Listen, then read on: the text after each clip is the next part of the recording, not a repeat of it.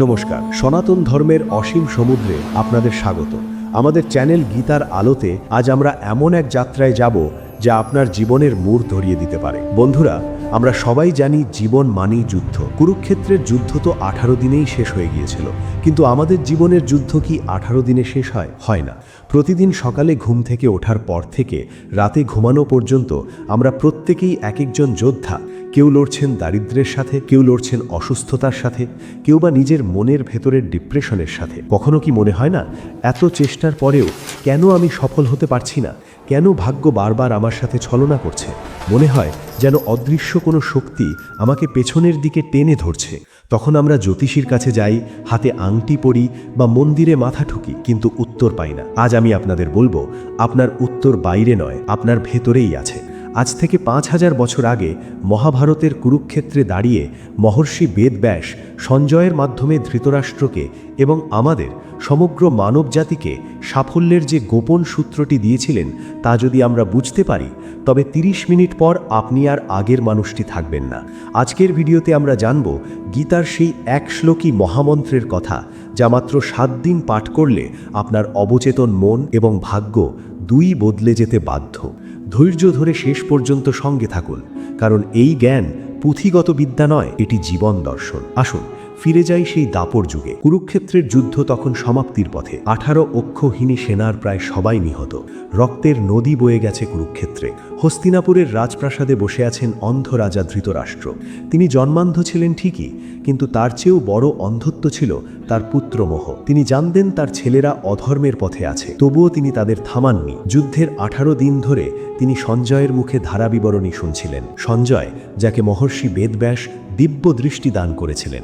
সঞ্জয় প্রাসাদে বসেই কুরুক্ষেত্রের প্রতিটি ঘটনা চোখের সামনে দেখতে পাচ্ছিলেন। যুদ্ধের শেষ মুহূর্তে ধৃতরাষ্ট্রের বুক কাঁপছিল। তিনি সঞ্জয়কে জিজ্ঞেস করলেন, সঞ্জয়, আমার শতপুত্র কি বেঁচে আছে, নাকি পাণ্ডবরাই জিতে গেল? শেষ পর্যন্ত কার জয় হলো? ধৃতরাষ্ট্র আশা করেছিলেন হয়তো ভীষ্ম, দ্রোণ বা কর্ণের মতো মহাবীররা তার ছেলেদের জেতাতে পেরেছেন, কারণ কৌরবদের পক্ষে সেনাবল ছিল বেশি, মহারথী ছিল বেশি। লজিক বা যুক্তি অনুযায়ী কৌরবদেরই জেতার কথা, কিন্তু সঞ্জয় তখন এমন একটি কথা বললেন যা শুধু যুদ্ধের ফলাফল নয়, বরং সৃষ্টিতত্ত্বের এক গোপন রহস্য উন্মোচন করল। সঞ্জয় জানতেন, যেখানে ধর্ম নেই সেখানে বিশাল সেনাবাহিনী থাকলেও জয় অসম্ভব। তিনি ধৃতরাষ্ট্রকে সরাসরি উত্তর না দিয়ে গীতার 18 অধ্যায়ের 78তম শ্লোকটি শোনালেন। এটি গীতার শেষ শ্লোক। একে বলা হয় গীতার উপসংহার বা সার সংক্ষেপ। সঞ্জয় বললেন, যত্র যোগেশ্বরঃ কৃষ্ণ যত্র পার্থ ধনুর্ধারা। এখানে দুটি শব্দের উপর আমাদের গভীর মনোযোগ দিতে হবে। সঞ্জয় শ্রীকৃষ্ণকে শুধু কৃষ্ণ বললেন না, বললেন যোগেশ্বর কৃষ্ণ। আর অর্জুনকে শুধু পার্থ বললেন না, বললেন ধনুর্ধর পার্থ। কেন? প্রথমত, যোগেশ্বর কৃষ্ণ। যোগেশ্বর মানে যিনি সমস্ত যোগের ঈশ্বর, যার ইশারায় এই মহাবিশ্ব চলে। মহাভারতের যুদ্ধে কৃষ্ণ কিন্তু অস্ত্র ধরেননি, তিনি ছিলেন সারথি বা ড্রাইভার। তিনি অর্জুনকে পথ দেখিয়েছেন। আমাদের জীবনেও কৃষ্ণ হলেন আমাদের বিবেক বা ইন্টেলেক্ট। যখন আমরা বিপদে পড়ি তখন আমাদের বুদ্ধিই আমাদের পথ দেখায়। কৃষ্ণ হলেন সেই ডিভাইন গাইডেন্স। দ্বিতীয়ত, ধনুর্ধর পার্থ। পার্থ বা অর্জুন হলেন শ্রেষ্ঠ যোদ্ধা। অর্জুনের বিশেষত্ব কি ছিল জানেন? লক্ষ্যভেদ। দ্রৌপদী স্বয়ংবর হোক বা কুরুক্ষেত্রের যুদ্ধ, অর্জুন যখন তীরের দিকে তাকাতেন তিনি আর কিছু দেখতেন না। আমাদের জীবনে অর্জুন হলেন আমাদের প্রচেষ্টা বা হার্ড ওয়ার্ক। এখানেই লুকিয়ে আছে সাফল্যের সেই গোল্ডেন রুল। অনেক মানুষ শুধু মন্দিরে গিয়ে পূজা করেন কিন্তু কর্ম করেন না, অর্থাৎ তাদের জীবনে কৃষ্ণ আছে কিন্তু অর্জুন নেই, চেষ্টা নেই, তারা সফল হন না। আবার অনেকে দিনরাত গাধার মতো খাটেন, কিন্তু তাদের কোনো নীতি নেই, ধর্মের বা ঈশ্বরের ওপর বিশ্বাস নেই, অর্থাৎ অর্জুন আছে কিন্তু কৃষ্ণ নেই, তারাও শেষে গিয়ে হতাশ। সঞ্জয় বললেন, যখন এই দুটি শক্তি এক হবে, ঈশ্বরের আশীর্বাদ এবং মানুষের অক্লান্ত পরিশ্রম, তখনই ম্যাজিক ঘটবে। মনে আছে সেই ছোট্ট পাখির গল্প? কুরুক্ষেত্রের যুদ্ধের সময় একটি টিটটিবি পাখি তার ডিম পেড়েছিল রণভূমির মাঝখানে। যুদ্ধ শুরু হওয়ার আগে পাখিটি কৃষ্ণের কাছে প্রার্থনা করেছিল, হে প্রভু, আমার ডানা নেই, আমি আমার ডিমগুলো বাঁচাতে পারবো না, এখন তুমিই ভরসা। যুদ্ধের সময় দেখা গেল একটি হাতির গলার ঘণ্টা ছিঁড়ে ঠিক সেই পাখির বাসার ওপর পড়ল। 18 দিন যুদ্ধ চলল, কিন্তু ওই ঘণ্টার নিচে পাখিটি এবং তার ডিমগুলো সুরক্ষিত রইল। একে বলে যোগেশ্বর কৃষ্ণের কৃপা। যখন আপনি বিশ্বাস করেন তখন অসম্ভবও সম্ভব হয়। সঞ্জয় বললেন, যেখানে কৃষ্ণ এবং অর্জুন থাকবেন সেখানে 4টি জিনিস নিশ্চিত থাকবে। আসুন এই 4টি জিনিসের গভীর অর্থ বুঝি, যা আপনার জীবনেও আসতে চলেছে। 1. শ্রী। শ্রী মানে শুধু টাকা নয়, শ্রী মানে সৌভাগ্য, সৌন্দর্য এবং মানসিক শান্তি। অনেক কোটিপতির টাকা আছে কিন্তু শ্রী নেই, অর্থাৎ তাদের সংসারে শান্তি নেই, অসুখ লেগেই আছে।